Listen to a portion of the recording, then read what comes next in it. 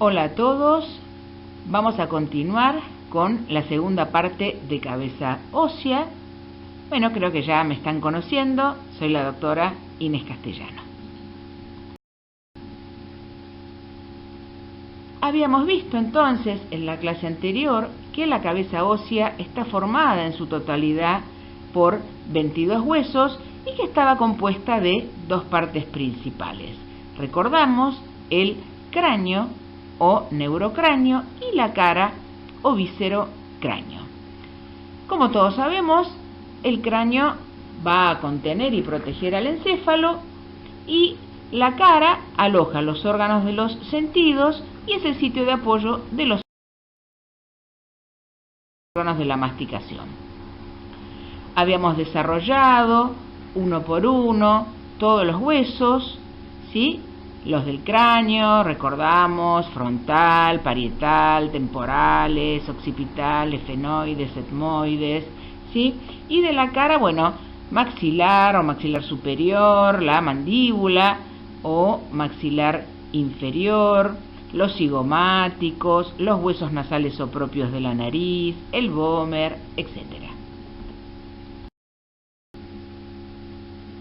Luego tenemos lo que se conoce como las regiones comunes de cráneo y cara.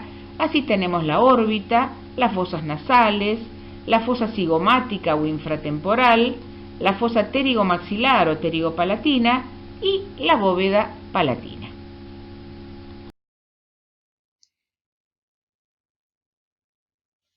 De las regiones comunes de cráneo y cara vamos a desarrollar las fosas cigomática o infratemporal y pterigomaxilar o pterigopalatina. Órbita y fosas nasales los veremos para esplagno y bóveda palatina ya lo mencionamos. Comenzamos entonces como fosa cigomática. Esta está situada por debajo del arco cigomático entre la apófisis pterigoides y la rama de la mandíbula. Presenta la forma de una pirámide cuadrangular y es de difícil exploración. Sus paredes van a estar dadas. La pared externa por la rama de la mandíbula y el hueso cigomático o malar, la pared interna por la apófisis pterigoides y una hendidura que comunica con la fosa pterigomaxilar que llamamos fisura pterigomaxilar.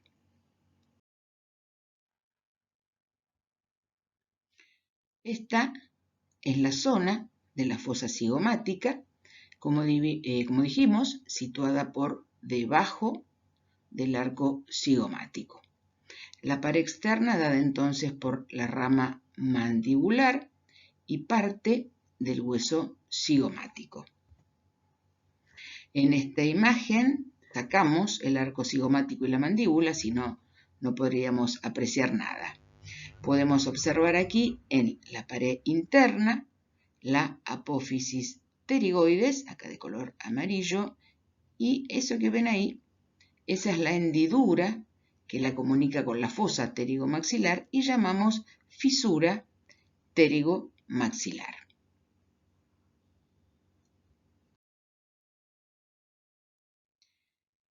La pared anterior está dada por la tuberosidad del maxilar y la pared posterior por la apófisis estiloides y la llamada región parotídea. Ahí podemos observarla entonces nuevamente y como dijimos, pared anterior, la tuberosidad del maxilar y pared posterior, aquí podemos apreciar la apófisis estiloides. Esta es entonces la fosa cigomática. Con respecto a su contenido, en ella se alojan los músculos pterigoideos, lateral y medial, y la porción más inferior del músculo temporal. Estos músculos son músculos de la masticación. También como contenido encontramos la arteria maxilar, que es rama terminal de la carótida externa, y el nervio mandibular con su ganglio anexo, el ganglio óptico, que como recordarán es rama del trigémino.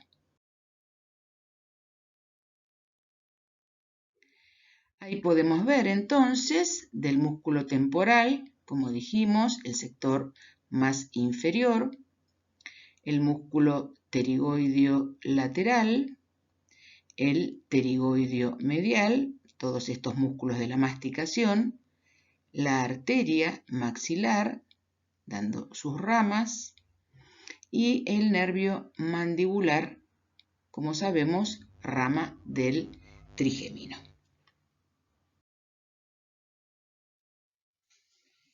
Pasamos entonces a la fosa pterigomaxilar, también llamada pterigopalatina. Está situada en la parte profunda y lateral de la cara, por dentro de la fosa cigomática. También es de difícil exploración, dada su profundidad. Va a tener 4 paredes. La pared anterior, dada por la tuberosidad del maxilar, la pared posterior, por la apófisis pterigoides, la pared externa, la hendidura que comunica con la fosa cigomática, que ya nombramos, la fisura pterigomaxilar, y la pared interna, dada por la lámina perpendicular o vertical del palatino. El contenido de esta fosa es la arteria maxilar y el nervio maxilar, rama del trigémino, con su ganglio anexo, el ganglio esfenopalatino. Allí en esta imagen podemos ver entonces la pared anterior, dada por la tuberosidad del maxilar, la pared posterior, la apófisis pterigoides, la pared externa, esta hendidura, la llamada fisura pterigomaxilar, y la pared interna, que aquí no podemos apreciar, la lámina vertical del palatino. No, pasamos a otro tema. Vamos a ver ahora las divisiones del cráneo. Ya conocimos todos los huesos, los desarrollamos, pero ahora tenemos que ver cómo lo vamos a dividir.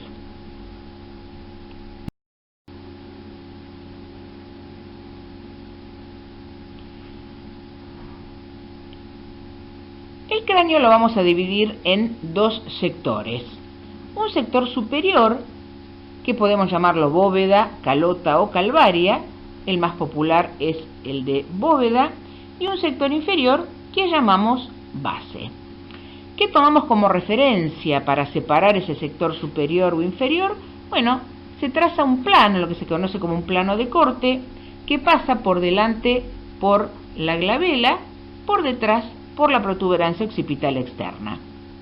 Así nos queda dividido entonces la bóveda, el sector superior, la base, el sector inferior, y cada uno de ellos, según si nos referimos a su parte externa o interna, la llamaremos exo y endobóveda, exo y endobase. Bueno, aquí podemos ver el plano de corte que habíamos mencionado, por delante, pasando por la glabela, por detrás, pasando por la protuberancia occipital externa. Así vemos claramente cómo nos queda dividido en bóveda y base. Bueno, vamos a describir la exobóveda y acá volvemos a ver las suturas que ya conocemos. Las repasamos. La sutura coronal, que unía el frontal con los 2 parietales, la sutura sagital, que une los 2 parietales entre sí, y la sutura lambdoidea, que une los parietales con el hueso occipital.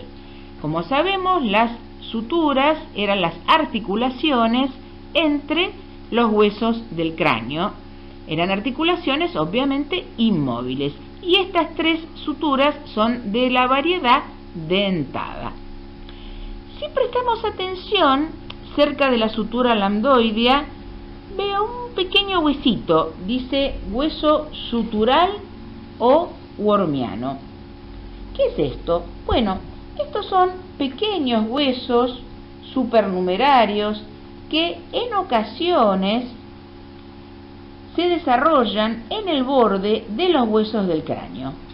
Se llaman así en recuerdo del médico danés Worm. Recuerden que pueden encontrarlos en un cráneo, ¿cómo no?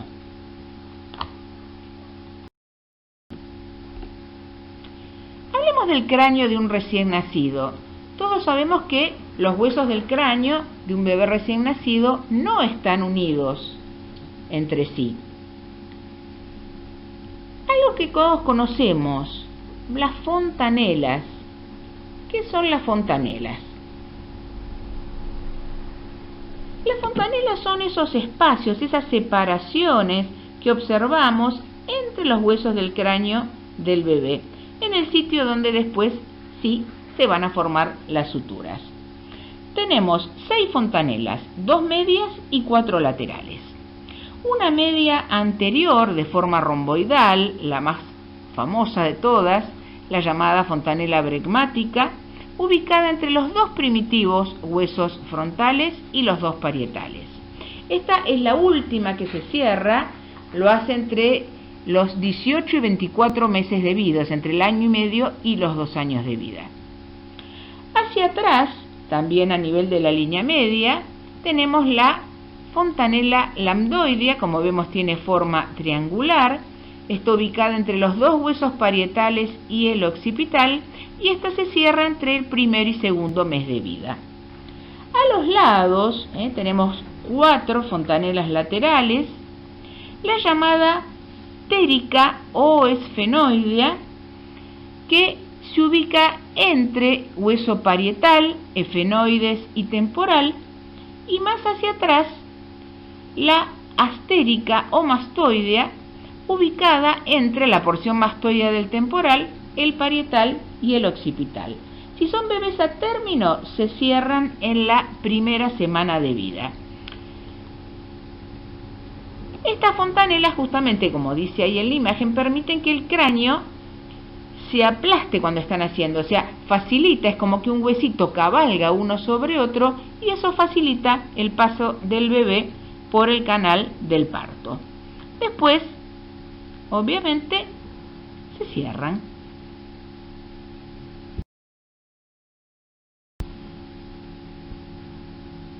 Pueden dar información para el pediatra las fontanelas. Es importante, van a ver cuando cursen pediatría, que un bebé le revisa el doctor su cabecita y palpa las fontanelas. Si la fontanela está hundida, puede ser síntoma de que ese bebé esté deshidratado, esté desnutrido, como ven ahí en la imagen. Ven las fontanelas en la imagen superior, la fontanela normal, y abajo una fontanela hundida.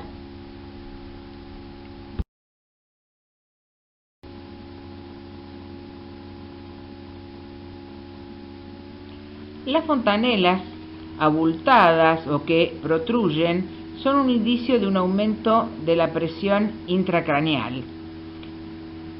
Las causas más frecuentes son la meningitis y la hidrocefalia.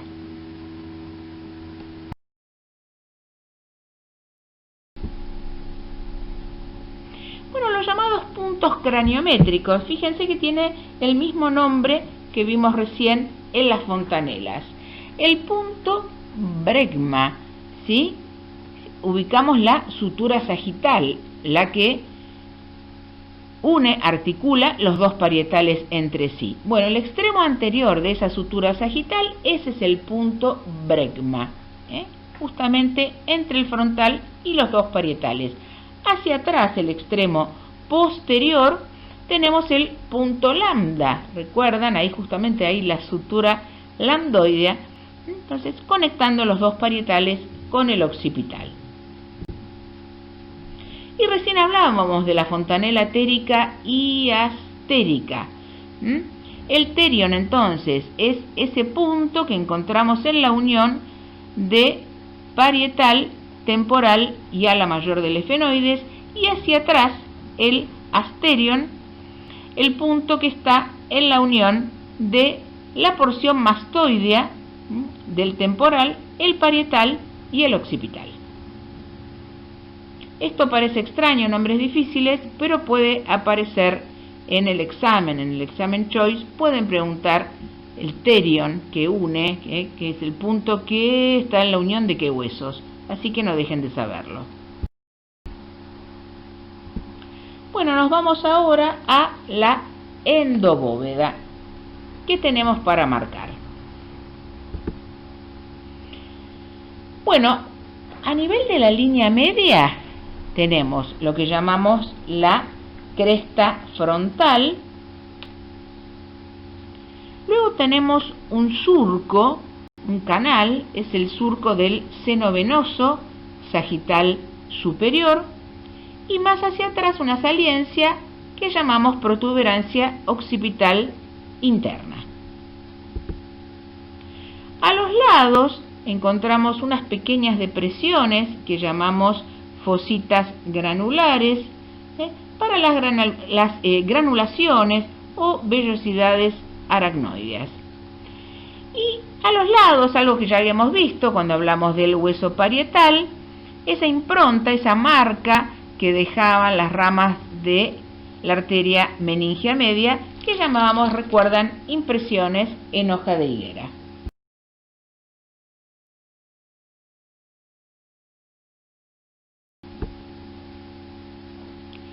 Bueno, tenemos que hablar ahora de la endobase. Esto tenemos que saberlo muy bien, porque cráneo se pregunta mucho. Endobase entonces va a estar dividida en 3 fosas. Como vemos ahí, la fosa frontal, la fosa temporal y la fosa cerebelosa. Vamos a ver entonces quién divide cada una de las zonas. La fosa frontal va a estar limitada por delante por el plano de corte que hablamos recién, que pasaba por la glabela. Por detrás, el límite posterior, ahí lo marcamos, va a pasar por el borde posterior de las alas menores del efenoides y lo que llamamos el canal óptico o surco prequiasmático. La fosa temporal hacia adelante va a ser este mismo límite, otra vez, alas menores del efenoides y canal óptico o surco prequiasmático, y el límite posterior va a pasar por la porción petrosa o peñasco del temporal, puntualmente por su borde superior y por el dorso de la silla turca. El dorso de la silla turca también pueden leerlo por ahí como lámina cuadrilátera. Vamos a utilizarlo de dorso de silla turca, que es más fácil. La fosa cerebelosa, por delante entonces lo mismo, la porción petrosa o peñasco del temporal, su borde superior y el dorso de la silla turca, y hacia atrás, el límite posterior, el plano de corte, por donde pasaba por la protuberancia occipital externa.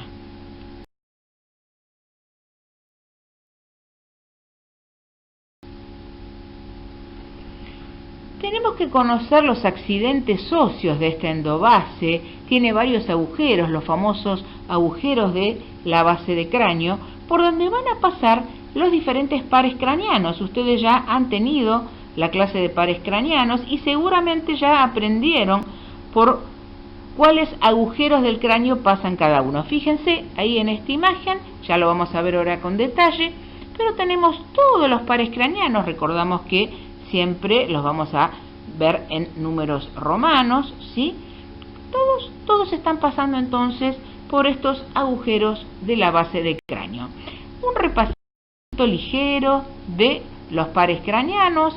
Recordamos, el primero era el olfatorio, el segundo el óptico, el tercero el motor ocular común u oculomotor, el cuarto el patético o troclear, el quinto el trigémino tenía 3 ramas, de ahí su nombre, oftálmico, maxilar superior o maxilar y maxilar inferior o mandibular. El oftálmico a su vez tenía 3 ramas, frontal, nasal y lagrimal. Sexto par, el motor ocular externo o abducens. El séptimo, el facial. Tenemos el llamado 7 bis, que es el intermedio. El octavo, el vestíbulo coclear. Noveno, glosofaringio. El décimo, el vago. El 11, el espinal o accesorio. Y el 12, el hipogloso o hipogloso mayor. Muy bien sabidos los pares. Recuerden que siempre para el examen alguno de los pares craneanos les van a preguntar.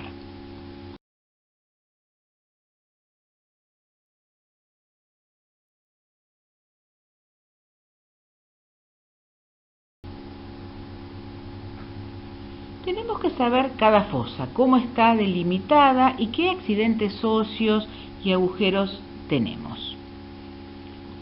Repasamos los límites. El límite anterior, entonces, el plano de corte, que pasaba por la glabela, y el límite posterior, ahí, como ya habíamos dicho, estaba dado por el borde posterior de las alas menores del efenoides y el canal óptico o surco prequiasmático.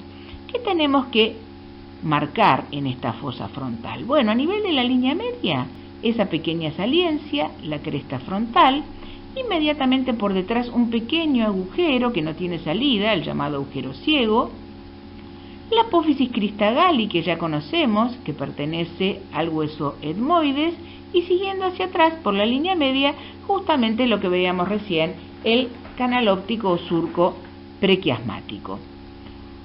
A los lados, la lámina cribosa del etmoides, por los cuales pasan, como ya sabíamos, las ramas del nervio olfatorio que corresponden al primer par.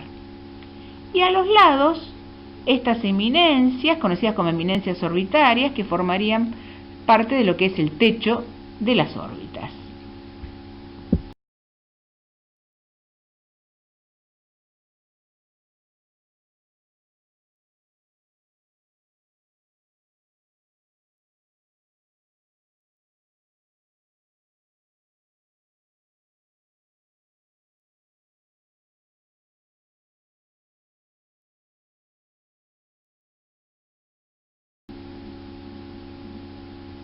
Pasamos ahora entonces a la fosa temporal.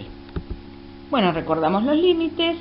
Por delante, el borde posterior, ala menor del efenoides y canal óptico. Y por detrás, el borde superior de la porción petroso peñasco del temporal y el dorso de la silla turca.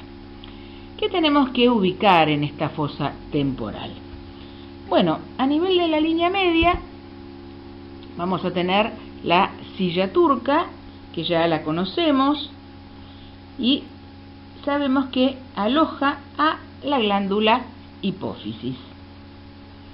A los lados nos encontramos con el agujero o conducto óptico por el cual atraviesa el nervio óptico, el segundo par craneano, y la arteria oftálmica. La arteria oftálmica es rama colateral de la arteria carótida interna.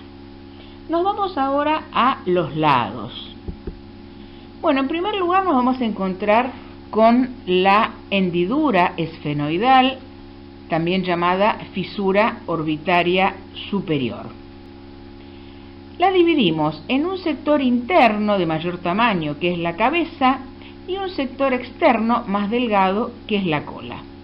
Por la cola va a pasar el cuarto par craneano, el nervio patético o troclear, y dos ramas del trigémino, el nervio frontal y lagrimal, que son ramas puntualmente de su rama oftálmica. Por la cabeza, recuerden, el sector más interno de mayor tamaño, pasa el par número 3, el motor ocular común, y el 6, el motor ocular externo. Rama también del trigémino, la rama nasal, rama del quinto par, y la vena oftálmica. Eso entonces por la hendidura esfenoidal o fisura orbitaria superior. Siguiendo hacia atrás nos encontramos con el agujero redondo mayor o redondo a secas. Por ahí pasa la rama maxilar superior o directamente rama maxilar del quinto par del trigémino. Por detrás, un agujero de mayor tamaño, el agujero oval. Por ahí pasa el nervio maxilar inferior, también podemos llamarlo mandibular, rama del quinto par, la arteria meningia menor y la vena del agujero oval. Más atrás, un agujero más pequeñito, el redondo menor o espinoso. Por allí pasan la arteria y las venas meningias medias.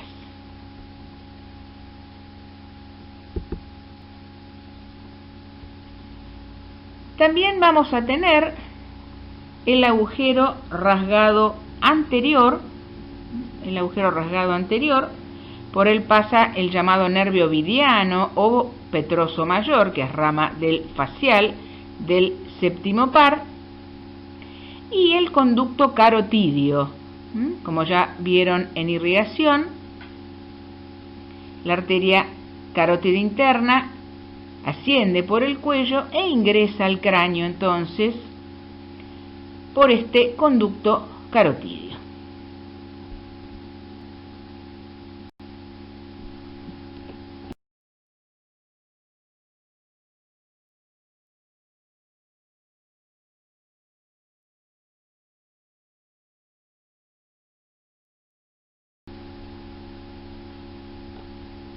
Bueno, llegamos a la fosa cerebelosa, la fosa que tiene la ubicación más posterior.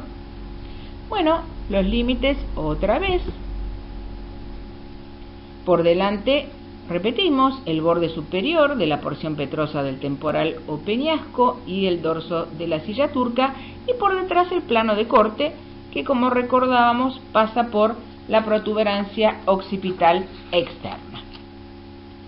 Bueno, a nivel de la línea media nos encontramos con la porción basilar que pertenece al hueso occipital.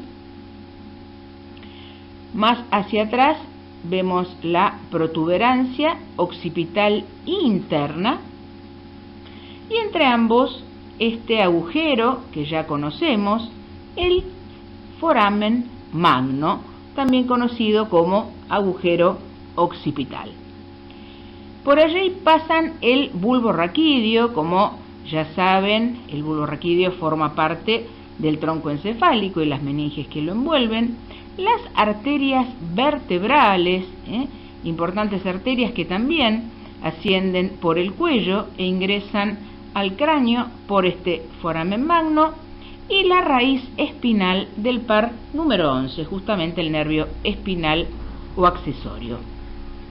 En las márgenes de este foramen magno tenemos un pequeño agujero, el agujero condilio anterior o conducto del nervio hipogloso, justamente para el par número 12, el nervio hipogloso, acompañado de una pequeña vena que es la vena condilia anterior. Más hacia los lados vamos a encontrar justamente en esa porción petrosa, en el peñasco del temporal, el conducto auditivo interno, que no va a tener salida, no va a comunicarse con la exobase. Por el conducto auditivo interno pasa el séptimo par, el facial, el intermediario, lo que llamamos el 7 bis, y obviamente conducto auditivo, el octavo par, el vestíbulo coclear y la arteria auditiva. Muy cerquita de este conducto auditivo interno se encuentra el agujero rasgado posterior o agujero yugular. Pasan tres importantísimos pares craneanos, el noveno, el décimo y el undécimo, ¿sí? El glosofaringio, el vago y el espinal o accesorio, y la vena yugular interna, por eso ese otro nombre de agujero yugular, porque lo atraviesa la vena yugular interna. Y un pequeño agujerito, el condilio posterior, donde pasa la vena del mismo nombre.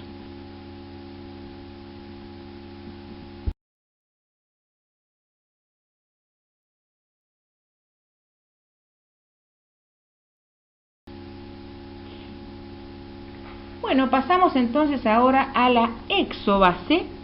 La exobase también va a estar dividida en 3 zonas y las zonas van a estar separadas por líneas. Las zonas tenemos zona facial, zona yugular y zona occipital.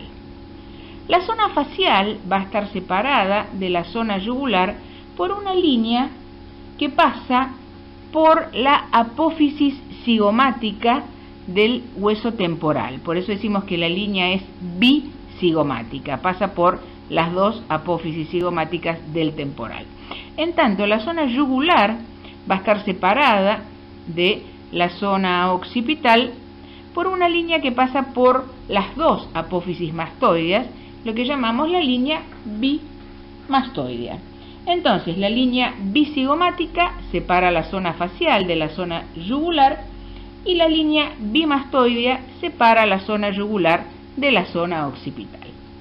¿Qué vamos a encontrar en cada una de las zonas? Bueno, la zona facial ya la conocemos, va a estar dada por los huesos de la cara, lo que vimos que llamábamos el viscerocráneo, también se lo conoce como el macizo facial. Vamos a la zona yugular. ¿Qué tenemos ahí que marcar? A nivel de la línea media, volvemos a ver la porción basilar del hueso occipital. Nos vamos a los lados. Inmediatamente por detrás de las apófisis pterigoides del hueso efenoides, señalamos, ahí lo tenemos, al agujero oval. Van a ver todos estos agujeros que habíamos visto en endobase y llegan a la exobase. La excepción que vimos era el conducto auditivo interno, que no va a llegar aquí. Entonces, justamente, inmediatamente atrás de las apófisis pterigoides, el agujero oval. Y detrás del agujero oval, el pequeñito agujero redondo menor o espinoso. ¿Qué más tengo que ubicar en esta zona yugular? Bueno, el conducto auditivo externo, ahí les puse las letras, conducto auditivo externo, que no va a tener contenido. El conducto auditivo externo, por ahí decimos que pasa el aire y las ondas del sonido, pero obviamente no va a pasar ningún nervio. La fosa mandibular, nos encontramos allí también con la fosa mandibular. Recuerden que articulaba justamente con la mandíbula y formaba la articulación temporomandibular, que ya habíamos visto. El agujero rasgado anterior, ahí lo señalamos. El agujero rasgado posterior, o como dijimos también que podíamos llamarlo, agujero yugular.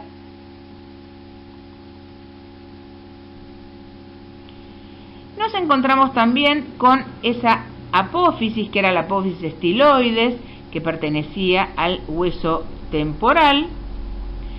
Y entre la apófisis estiloides y la apófisis mastoides, nos vamos a encontrar con un pequeño agujerito que solo lo encontramos en exobase, en endobase no está, solo está presente en exobase, que es el agujero estilomastoideo, que es atravesado por el nervio facial. El nervio facial va a abandonar el cráneo a través de este agujero. Hay esa flechita blanca que estamos viendo, ahí si se fijan hay una pequeña flechita blanca que yo se las marqué con la flecha celeste. Esta justamente me está indicando el agujero condilio anterior o conducto del hipogloso, que habíamos visto que estaba en las márgenes del foramen magno. Ahí lo vemos señalado entonces primero por esa flechita blanca y luego después por la flecha que les puse yo. Bueno, eso es todo con respecto a esta zona yugular. Nos quedaría por marcar, ahí donde yo les puse las letritas CC, el conducto carotidio, el conducto por donde ingresa la arteria carótida interna al cráneo.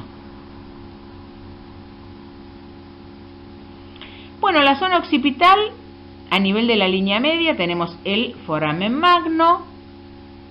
A cada lado del foramen magno, los cóndilos del occipital, que recuerdan en el otro teórico, habíamos visto que articulaban con la primera vértebra cervical, con el atlas. Las apófisis mastoides, que ya conocemos. Más hacia atrás en la línea media, la protuberancia occipital externa. Y más hacia afuera la llamada escotadura mastoidea o ranura digástrica para la inserción justamente del músculo digástrico. Esto es lo que corresponde entonces a exobase. Parece difícil, hay mucho detalle, busquen todas estas imágenes, capaz chicos de los años anteriores pueden facilitarles algún cráneo que puedan tener. Ustedes, bueno, por el tema ahora del momento que estamos pasando, no pueden acercarse a ningún cementerio, pero bueno, averigüen a ver si les pueden prestar alguno, y si no, bueno, se manejan con el atlas, con la computadora, pero sepan cráneo, que es muy importante. Espero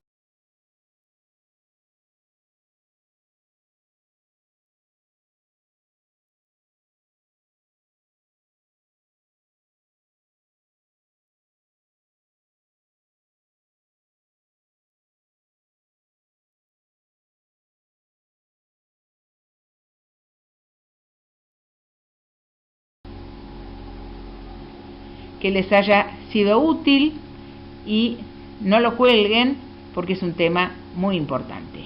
Muchas gracias.